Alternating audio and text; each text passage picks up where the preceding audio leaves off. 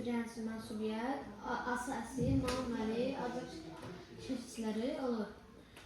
Fe'l sifət hərfiyyə müsbət xüsusiyyətlər daşıyır. Sifət xüsusiyyətləri olanda necə sualına cavab verir, əlamət bildirir, isməşə bilir.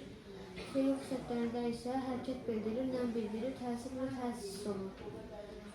Fe'l sifət cümlədə zərflik, ismi xəbər, təyin, isimləşdikdə mübtədə tamam isim xəbərdir. təyin, mübtəda, ismi xəbər. Fe'l bağlama, fe'l bağlamanın şəkilləri ıb, dıqca, armaz, ərməz, səkarlanan a,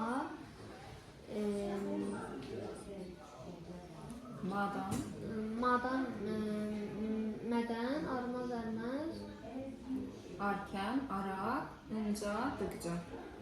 madan şəkisi vuru qəbul etmiş, amma digərləri qəbul etmiş. Fe'li bağlama yalnız hansı cümləsi olur?